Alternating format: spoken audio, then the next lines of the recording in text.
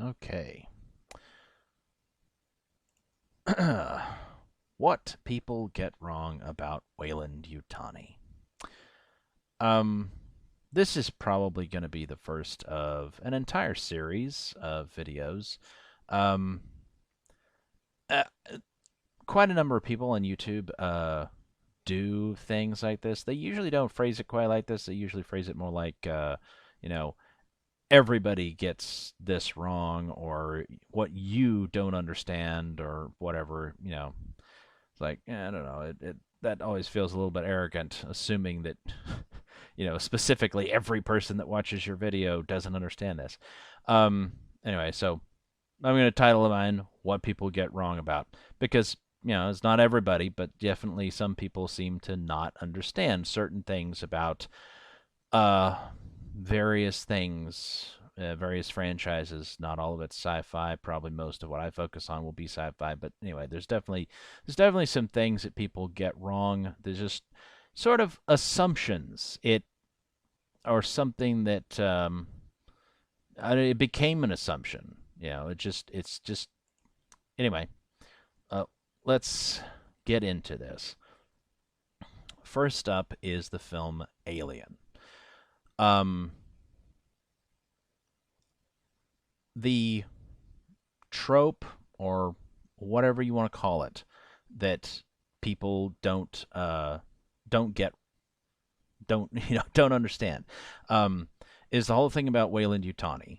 Is there it's now become a trope in the Alien franchise that perhaps to a certain extent all corporations are evil. It's sort of it's a sort of a dystopian future or whatever. But specifically, Weyland-Yutani is has become portrayed as though it is like maybe the absolute low level wage earners are just normal working stiffs, but all the executives in the company are like, oh, they're all evil. This is something that's developed over time in the movies, in books, probably comics. Although I haven't read very many. If no, I've read I've read one or two. I haven't read most of those. Um, but anyway, it's just something that it didn't really start out this way, but everybody kind of thinks that that's how it started out. It's like it was sort of a trope established in the beginning, but not really, not to the extent that people think, and it got overblown over time. It just anyway, it became kind of a caricature of itself, really. Um, and there are a lot of other sort of assumptions that go along with it. Anyway, obviously there will be spoilers for the whole Alien franchise sprinkled about in this video, so if you haven't seen all of it, then you've been warned.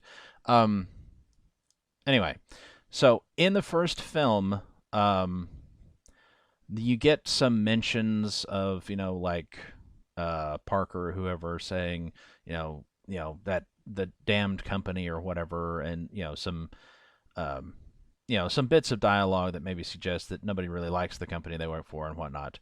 And the company they work for, the Nostromo, uh, is a uh, is Weyland-Yutani property. The characters all work for Weyland-Yutani. Um, they are space truckers essentially. They're hauling, um, I forget how much, but they're hauling a refinery. The Nostromo is a relative. It's what is it like? It's like 150 meters long or something, but it's pulling it. It's like a tug or whatever, and it's pulling this gigantic ore refinery with it that I guess is refining the ore as it travels back to Earth or something. Anyway, so the plot of the film is that they're in hypersleep, and the computer receives a signal and uh, wakes the crew up to investigate.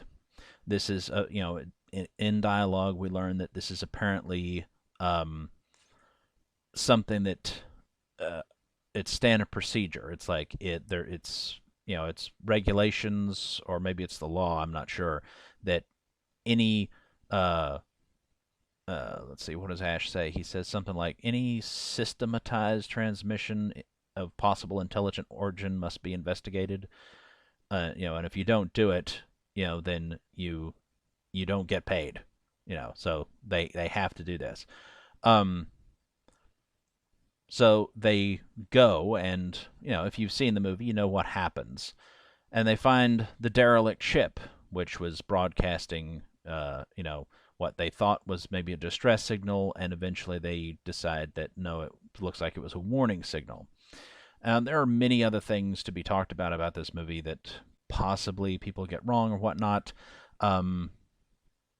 But primarily, I'm just focusing on Weyland-Yutani and like I said, the trope of the evil corporation.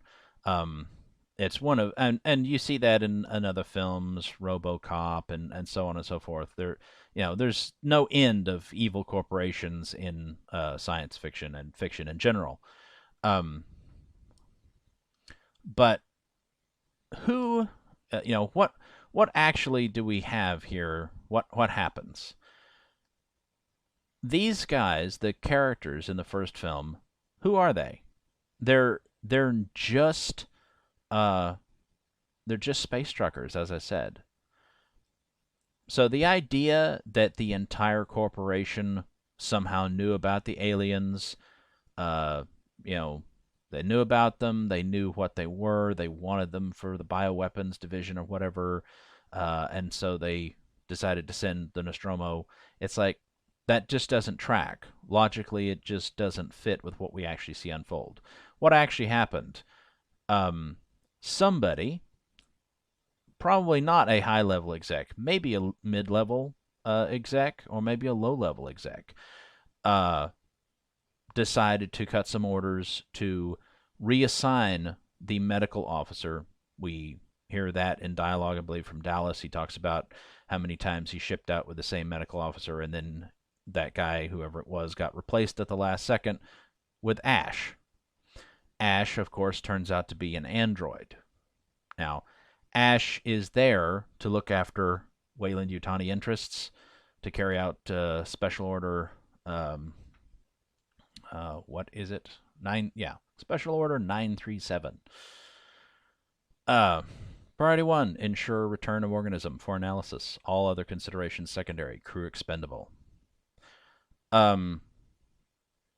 Now, like I said, this was not a science ship. This was a cargo tug. It's like if somebody of any significant authority in the company had actually known what was going on and wanted this thing, they would surely have sent a dedicated research vessel with possibly, with, mercs or whoever, for, security of some type. And they would have been ready for, contingencies. Instead, the Nostromo is just sent in blind, and they're totally not qualified for any of this shit. And the only person even approaching a specialist, as it were, is Ash.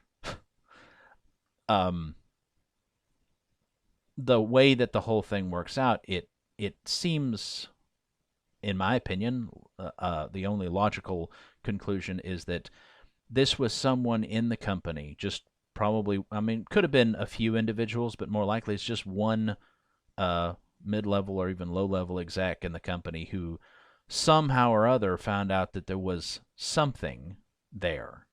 Didn't know for sure what it was, or maybe they did have some kind of clue, for, somehow or other.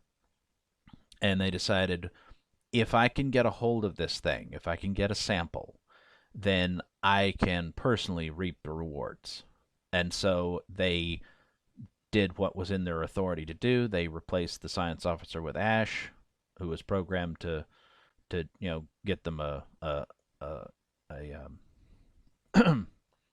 who was programmed to kill the crew if necessary, but get a sample, get a specimen.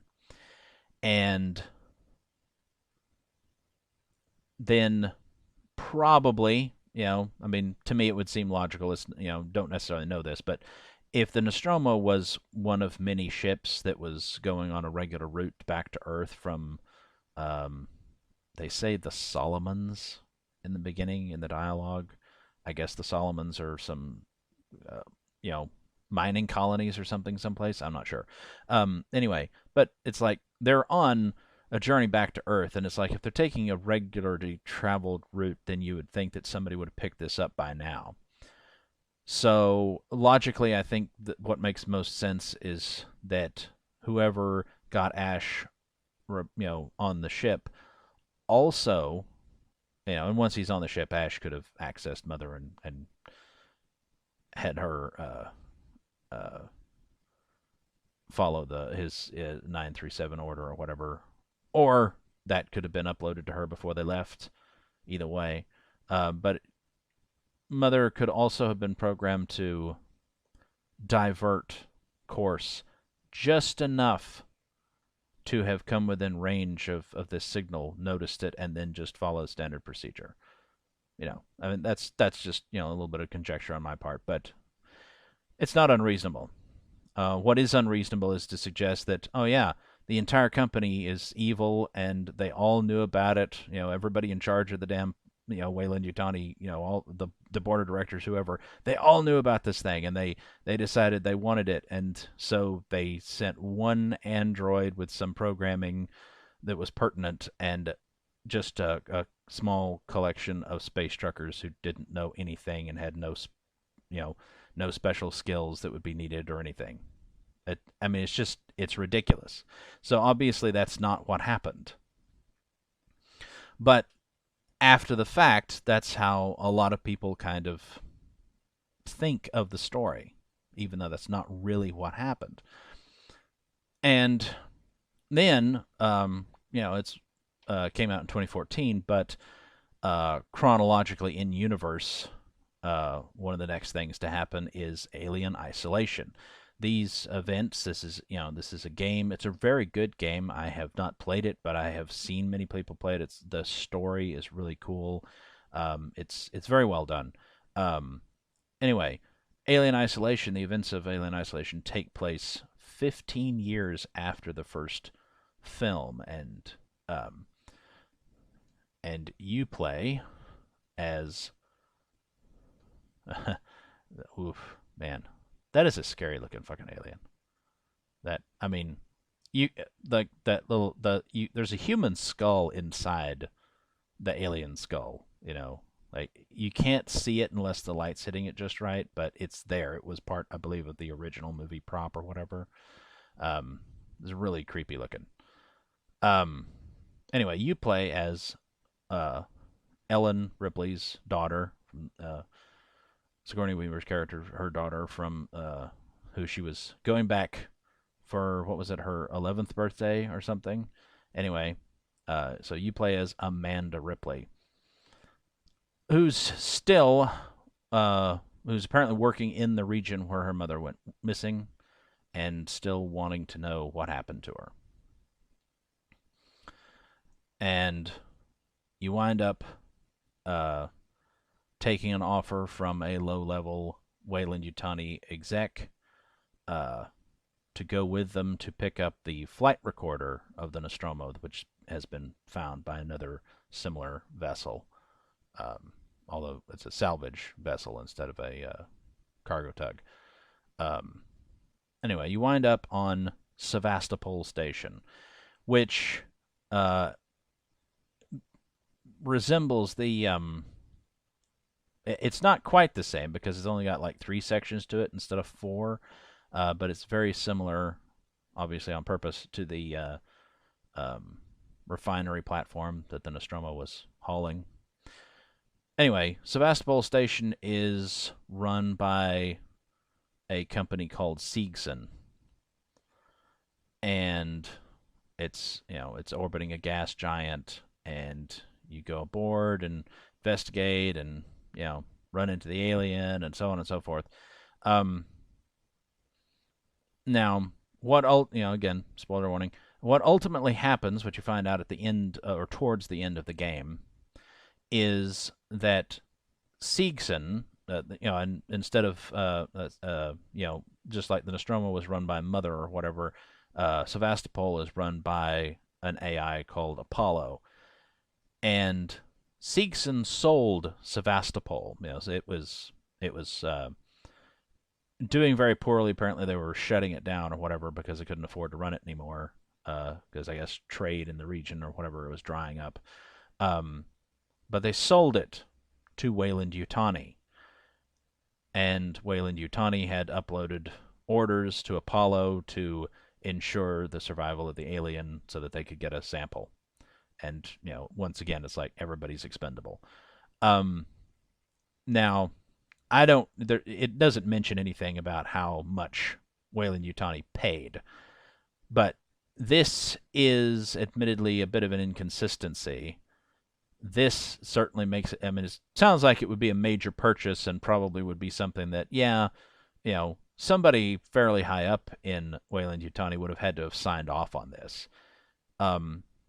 But again, this game came out in 2014. It was very much, something that would have, that all the little details of it or whatnot would have been decided long after, long after it had become just a trope of the franchise that Weyland-Yutani is wholly and completely evil. Now, afterwards, there is a book, actually. I believe that these books came out at the same, yeah, they came out at the same time, I think, in 2014. You have Alien Out of the Shadows. It's an interesting book. Again, spoiler warnings. The story is, it's essentially an impossibility that it happened the way that it records, because the story actually features Ellen Ripley aboard the Narcissus shuttle, and has, the plot is that Ash uploaded his consciousness to the shuttle, so he's actually, in control of it, and he guides it to some of the system, some planet. What is it? LV 178, I think, or 176, something like that. Pardon me. And anyway, it turns out that there's a mining operation on this planet, and they have run across aliens. And so Ash is still trying to carry out his programming to secure a specimen. The audio version of this actually features Rutger Hauer in, like, what was probably one of his last roles, I guess, as Ash. He's actually the voice of Ash. Anyway, it's a pretty good story. It introduces something rather interesting, which is also, when did Prometheus come out? Prometheus came out in 2012, didn't it? Something like that? Or was it later? I can't remember. I want to say it was 2012, but anyway. So with these books, it seemed like Fox, because this was before they sold out to Disney, of course, which, yeah. Anyway, so anyway, it seemed like Fox was trying to, like, establish a new canon, and seemed like they were trying to kind of quietly decanonize, or maybe it was never canon or whatever, but they're kind of trying to quietly be like, yeah, that prequel shit that Ridley Scott is kind of half-assing, forget about that, which is, probably a good idea because they suck. Yeah, and hey, I mean, if you like them, that's fine, but honestly, they don't fit. They don't fit at all with the rest of the continuity, and that's a subject for another video. There's a long way to go, and we're already pretty fucking along into this thing. Anyway, but in this book, they introduce another alien species. It's not named until some later book. I can't remember what they're called. Anyway, but they're the description of them. They're like, they've got 4 legs and 2 arms, and the way they're described as like dog aliens or something. It makes them sound to me. I just kept envisioning like Anubis statues or whatever, uh, when the book was talking about them. Anyway, um, but they find a ship that apparently the aliens were aboard that was built by this alien race and had some of the dead crew on board or whatever, and uh, an indication that it had been there for perhaps millions, maybe tens of millions of years or something. So it kind of establishes that the the aliens, the xenomorphs, are like really, really old. They're ancient things. They are not something that got fucking invented by David a decade or so uh, before the events of the first movie. That that honestly that you know Ridley Scott's it's just so stupid. His ideas for that are just so stupid, and apparently a lot of people told him that when he was doing Prometheus, they told him don't retcon the space jockey to be just a giant bodybuilder dude. It's so stupid, and he was like, he didn't care. He didn't fucking care how many people were against it. He was just determined to have it that way. That's why you shouldn't allow people like him to have their own way over everything. You should have somebody there to ride herd on them and be like, no, no, no, no, this is bullshit. Stop this. Can't have this way. Anyway, so there was that book, and then there was another one, River of Pain, which basically was a the story of what happened on LV 426 on the colony there, which and I'm not sure if that's the first time that it's mentioned or if it's mentioned some other time that the colony is called Acheron, which that's the River of Pain, or actually I don't think it's really a river, isn't it? Like a creek or something. I don't know. It's something to do with like something that's part of like Greek mythology or whatever, like with the river Styx. There's like a stream or something called Acheron or whatever. I don't know, I don't know, the Creek of Torment or some shit. I don't know. Anyway, but that's what it's in reference to, and I really don't like that. I don't. It's like, why would anyone name their fucking colony after such a thing?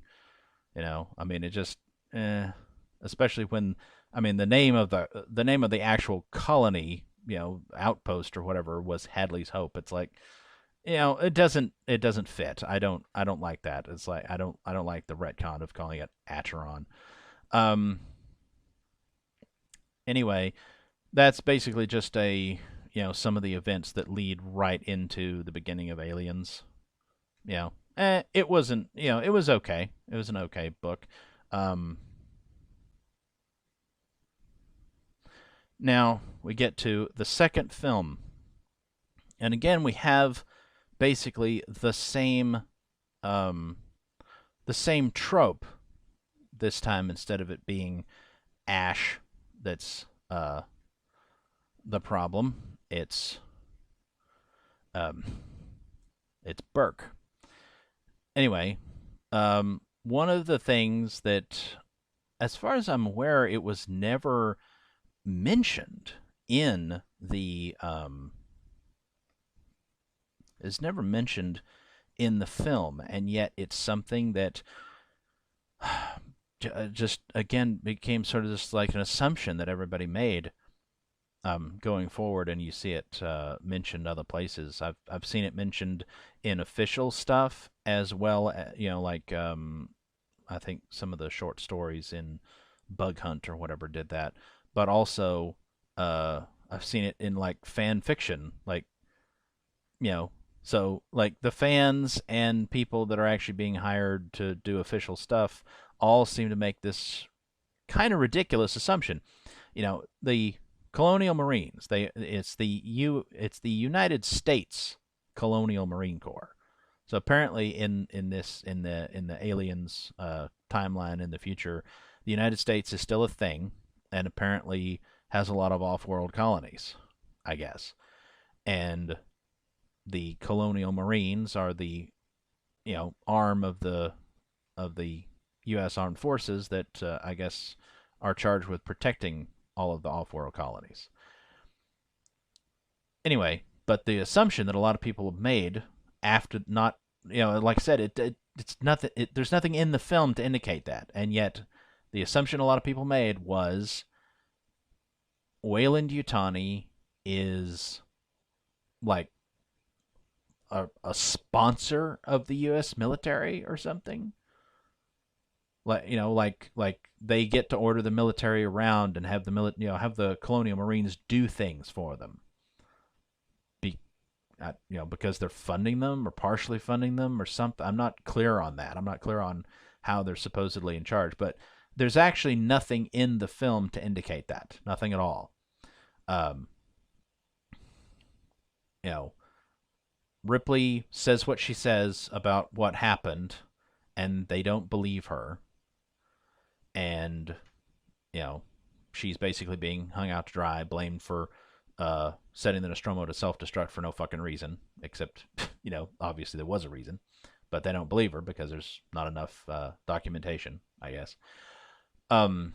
Burke is very friendly to her. Seems like he's kind of a nice guy to start with. And then they, Burke and Lieutenant Gorman from the Colonial Marines come to see Ripley to let her know that they've lost contact with the colony and to ask for her assistance as an advisor just in case, there really is a problem of the type that she told them there might be. But anyway, throughout the movie, I mean, do you see any indication that any of the Colonial Marines, like Hicks or whoever, are taking orders from Burke? Burke goes along, but the reason why Burke goes along is because the Hadley's Hope colony on LV-426 is a public-private partnership. There are such things, even today, where a corporation and a government, go in on a venture together. Well, Weyland-Yutani helped set up the colony. It's a U.S., it's a United States colony, apparently, but it's also a Weyland-Yutani colony. They built the terraformer. They probably employ most, if not all, of the colonists to work for them, etc., etc. So they have a vested interest. That's why Burke is there. He's not there because, I'm like in charge and shit, and I tell the Marines what to do. No. There's a problem. The Marines are being sent in to investigate, and Burke got himself assigned to go along as the corporate liaison to represent Weyland-Yutani interests. And of course, as we find out, Burke is interested in getting a specimen. Now, you do eventually find out, even in the theatrical version, but in the special edition or whatever, you find out earlier. You see that you get some scenes and dialogue from the people at Hadley's Hope before it was destroyed, talking about somebody from corporate HQ said to go check out a grid reference. And then you get Newt's family going out to encounter the derelict, and her father comes back with a facehugger on him. So it's a repeat of what happened in the first film, essentially. But what happened? Again, if we're supposed to believe that the entirety of Weyland-Yutani or the entirety of the leadership are evil and knew about this thing and wanted it, well, they established a fucking colony on the planetoid where the derelict was located. Why didn't they go and collect their specimen by now? Because they didn't know. Nobody knew. Who sent them? Burke sent them. Why did Burke send them? How did he know? Because he found out from Ripley. He didn't have a fucking clue. Nobody in the company had a clue that there was anything there until Ripley got rescued, and then she explained that there was this thing there, this alien creature. And Burke saw dollar signs instead of recognizing it for the threat that it was. And so he became the latest greedy SOB working for the company to decide man, I can get such a payday out of this if I can just get a specimen. And so, but he also doesn't know for sure that there's really anything there. So he contacts the colony and he has somebody go look. Is Burke, greedy? Is he evil? Yeah. Turns out, yeah, not a nice guy at all. But is the entire company evil? Did they all know about it? Do they all have some unrelenting desire to get this thing for their bioweapons program or whatever? No. There's no indication of that whatsoever. There's no reason to believe that. And yet, in the years and decades after these movies, the first two movies came out, it became just kind of a commonly accepted idea among fans and, the pros who are writing this shit alike. Another thing is Bishop. Bishop is an android, and he is an android, as far as I know, built by Weyland-Yutani. But everybody seems to think that that's part of Weyland-Yutani kind of owning or co-opting the Colonial Marines or something, and that Bishop is like one of their assets, and maybe he was just special, and that's why he wasn't willing to be evil. He just randomly, wasn't feeling the evil vibe like the other androids do or something. And it's like, no, he was built by Weyland-Yutani, but he's government property. He was sold, to the Colonial Marines. He works for them. He works for the United States government. He's a military and asset, whatever. So he doesn't belong to Weyland-Yutani. He belongs to the military. He isn't evil because he wasn't programmed to be.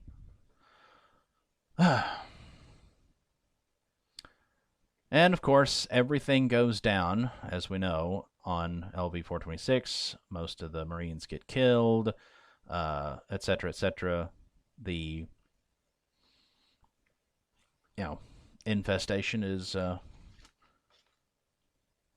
pretty bad. But you don't see Bishop or the Marines at all interested in trying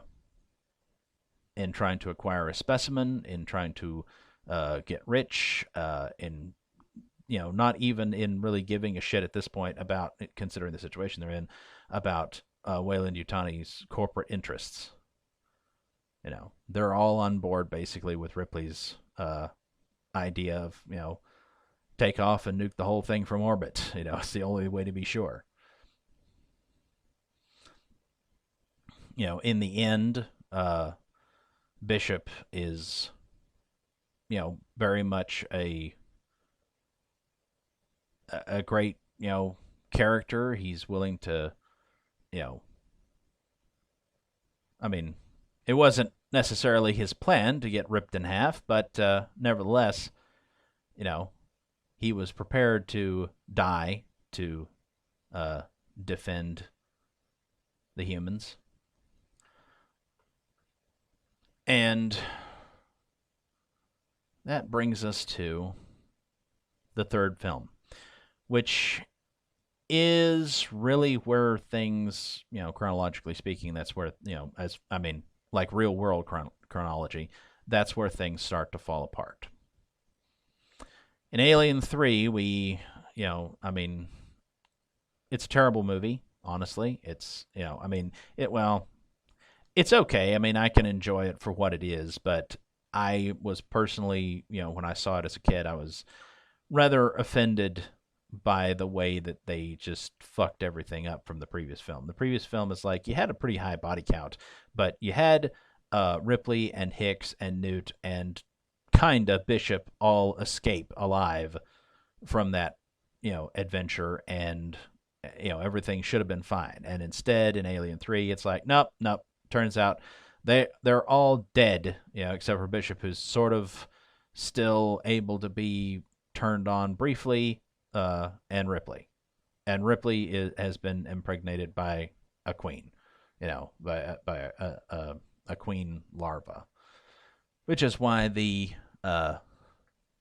and perhaps the only good thing in a way to come out of that film was the suggestion that when you have an alien that impregnates or parasitizes, whatever you want to say, a different sort of creature, in this case a dog, the resulting xenomorph is different. It ran around on all fours. I don't remember what they called it. What did they call it? The hunter or something? Or no, they call it the runner, didn't they? Anyway, but it was kind of sort of dog-like because it was birthed from a dog. So there we get the first indication that the Xenos will actually look different depending on what creature that was used as a host. Anyway, but at the end, of the film, they managed to inform Weyland-Yutani, who's running this prison colony apparently, about the fact that Ripley's infected. And they say, that they're sending a ship. And they apparently send, and well, the model that's used is the same model for the Sulaco. I don't know if that was a cost-saving measure or what. But that is probably one way where people get this idea that Weyland-Yutani runs the military. It's like, oh, look, they send a ship, and the ship is just like the Sulaco. That must mean that, So there's one way that you get that. Lance Henriksen returns to reprise his role, sort of, not really. I mean, well, he sort of does to reprise his role as obviously Bishop that was in the last film very briefly, but he actually returns in person to play somebody. Ripley believes that it's an android who looks like Bishop, same model as Bishop or whatever. He certainly appears to be in charge of the Weyland-Yutani team that shows up at the end of the film. He claims to be the scientist who invented Bishop or something like that. Tries to convince Ripley to come with him because he can save her life, but he obviously wants the specimen. He wants to try to extract the alien from her. And of course, she sacrifices herself, but she also attacks him beforehand, and instead of bleeding white like an android, he appears to bleed red, but he also has his ear like seriously jacked up, and it's like, okay, the red blood tells me that he's not an android, he's a human, but the fucked up ear, man, it's like, how does that even happen?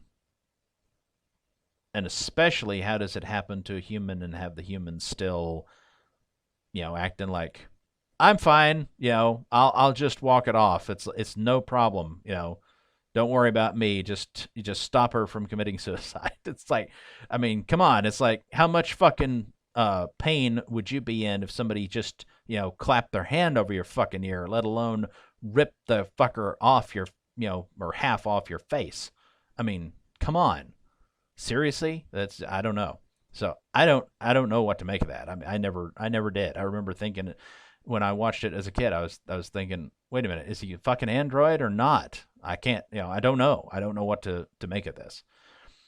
But probably this was the beginning of people thinking a lot of stupid shit that doesn't make any sense, that clearly isn't so or wasn't so in the first two films. Now, fast forward a few more years, several more years actually, and you get to Alien Resurrection. Alien Resurrection, of course, is set in the future. I think it's several hundred years or whatever in the future.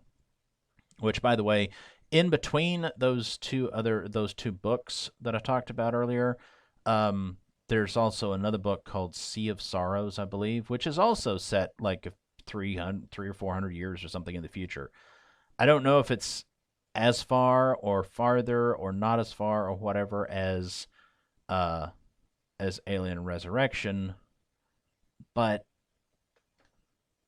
the thing about it is that it doesn't fit. I mean, I suppose if maybe they were trying to decanonize this film too.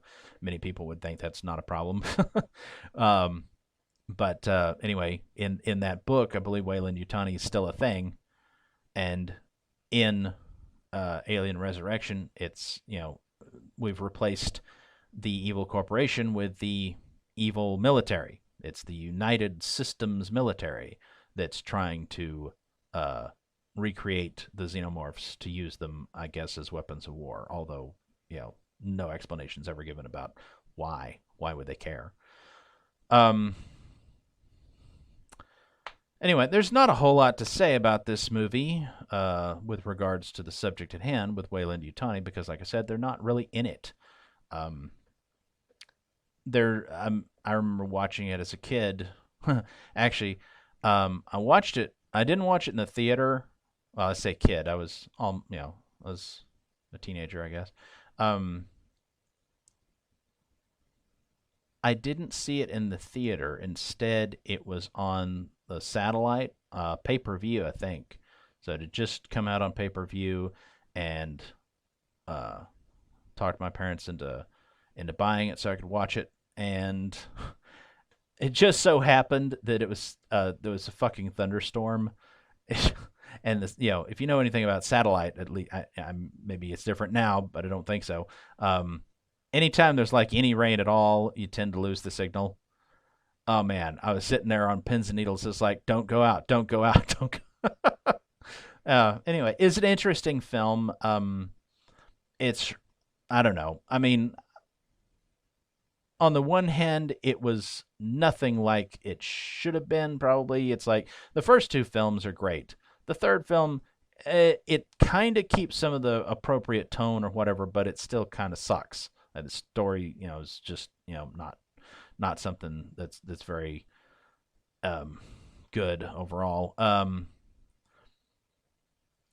Alien Resurrection, it's like it's got some potentially interesting, kind of fun characters, and it's and I believe Joss Whedon, didn't he write it or something? So it's like you can kind of tell that it's got a more humorous bent to it a lot of times.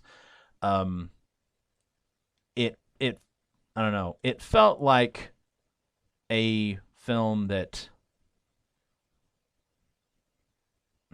depending on what you're looking for, it could be a fun film. But like if you're wanting something that's similar to either of the first two films in the way that they were really great, it's like it's yet another disappointment. It's just wrong. It just doesn't fit.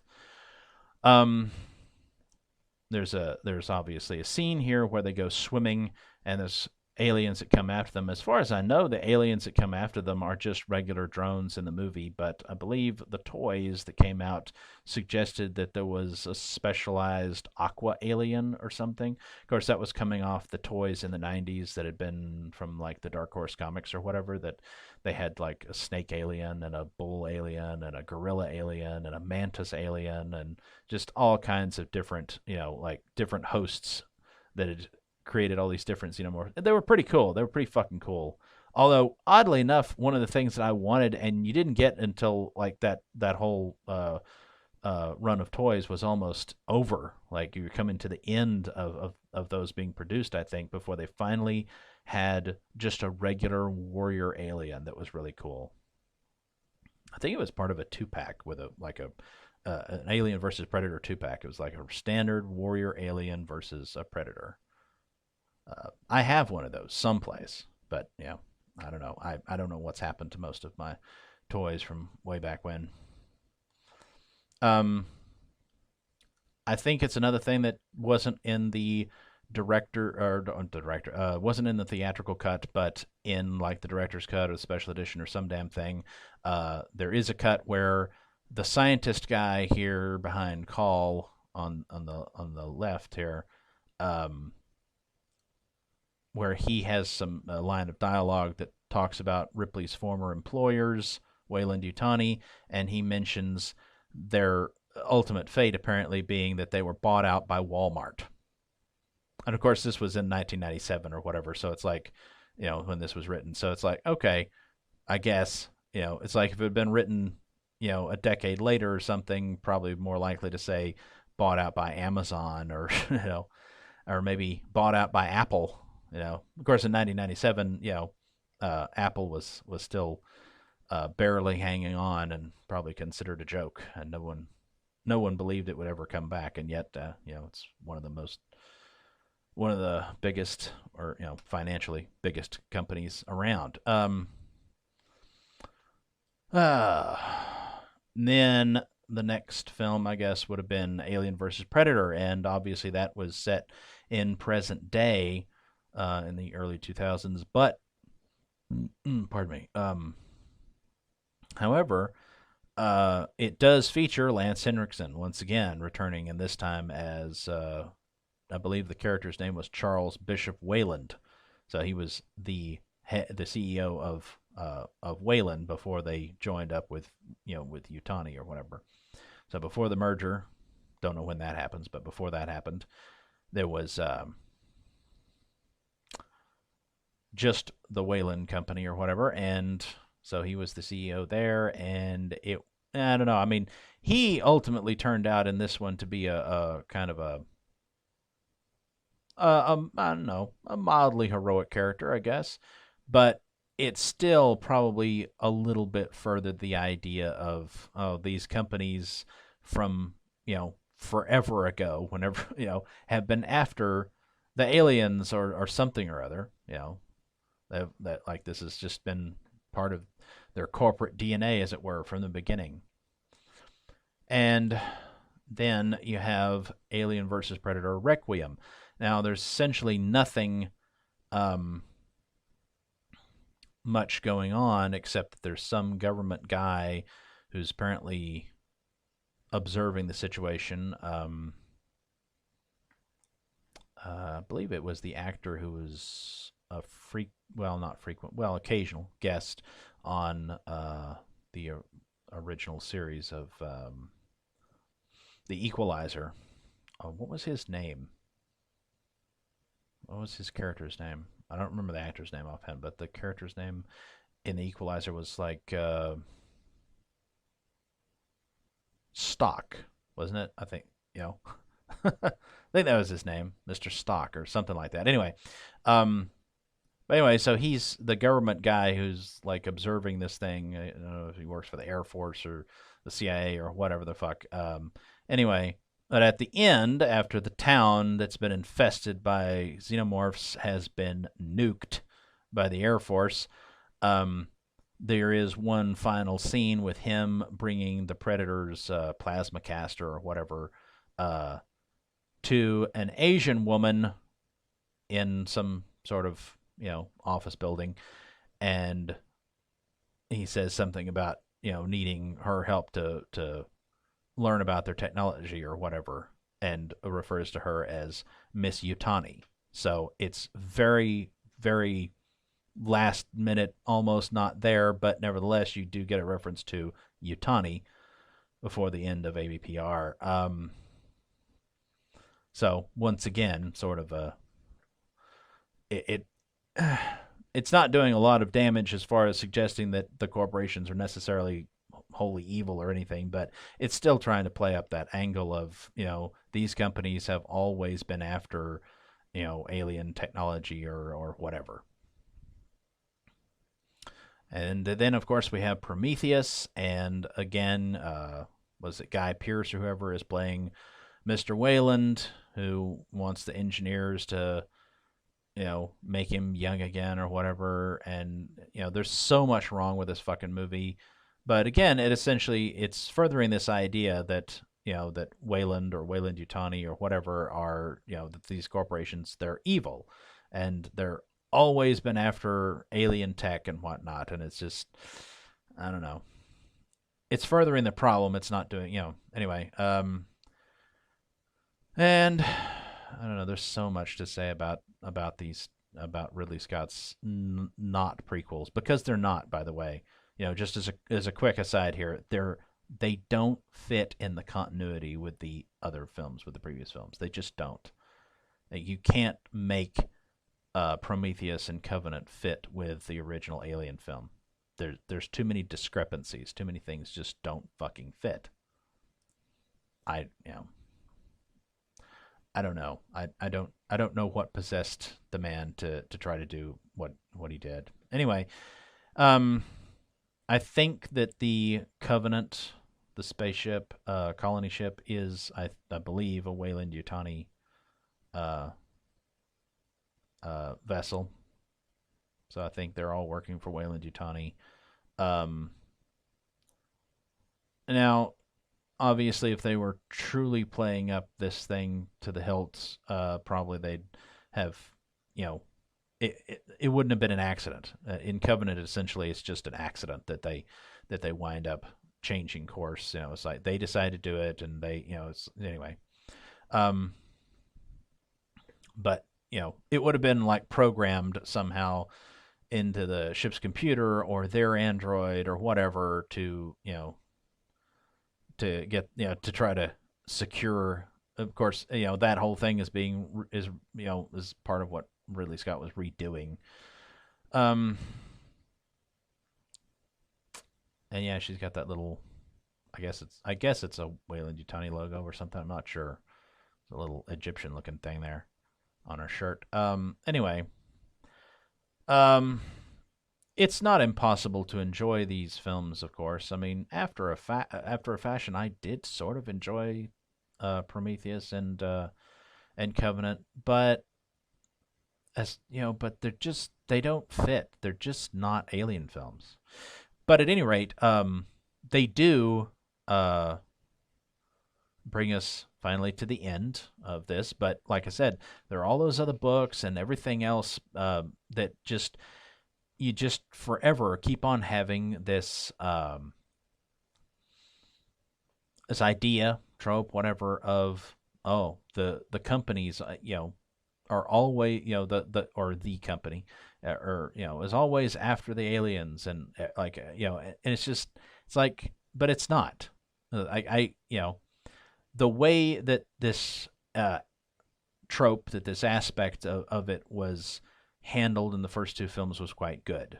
I mean, it's not really discussed in the first film, but I mean, if you bother to think about it logically, it's very obvious that, well, of course, you know, this was not the entire company knowing about this and wanting it because they would have sent a properly equipped science vessel. But they didn't. They just, you know, they managed to divert some space truckers and had an android on board to help try to secure a sample. It's like that bespeaks of one person in the company trying to get themselves a payday, and that's why they had to go about it in a sort of roundabout fashion. And in the next film, of course, having colonized the planet where the derelict is, it's like they would have already found it if they, you know, they would have already gone and gotten a sample if they knew that there was anything there. But they didn't. They didn't know. Nobody knew until they were, you know, until they rescued Ripley. You know, the salvage crew rescued Ripley, and then she told her story.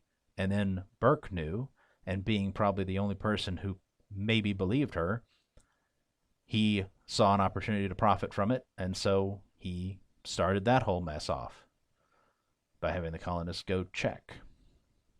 And then he probably got himself assigned to the military mission, the rescue mission, to hopefully, you know, manage to get a hold of a specimen. So, anyway, so the idea that Weyland-Yutani is like just everybody who has any authority there is evil, no, that just doesn't track.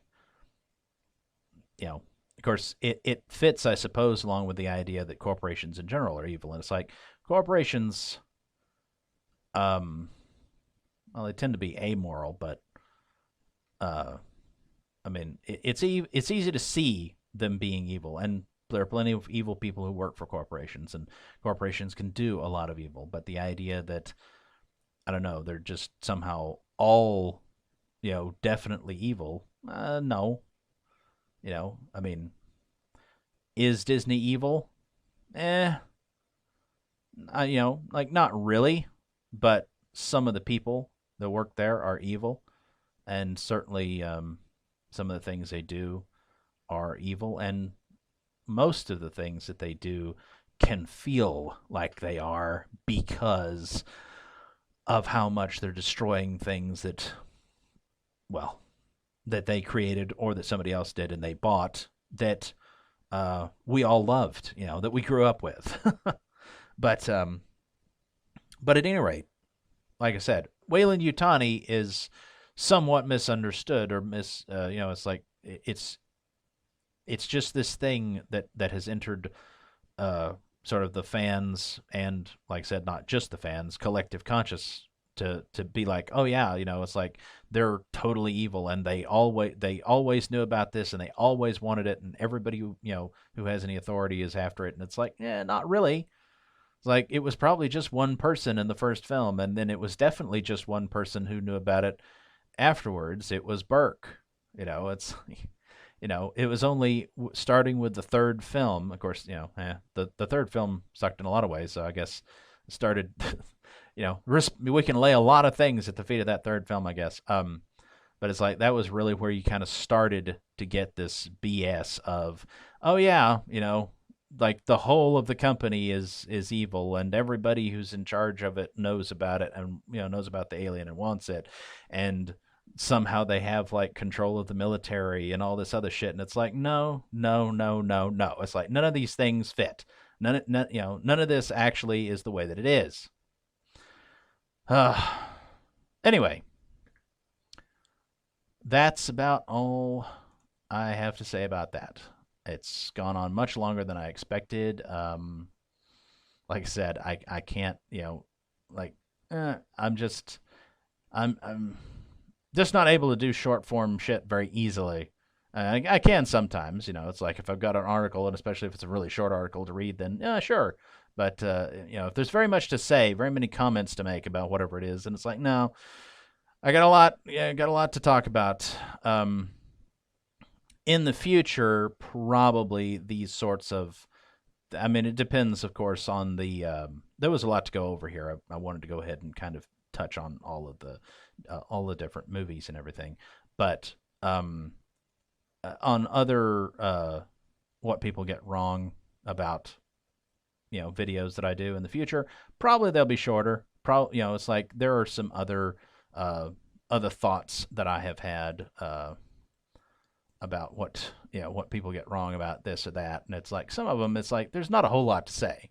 There's not a whole lot to say, but there will be some. Anyway, until the next one.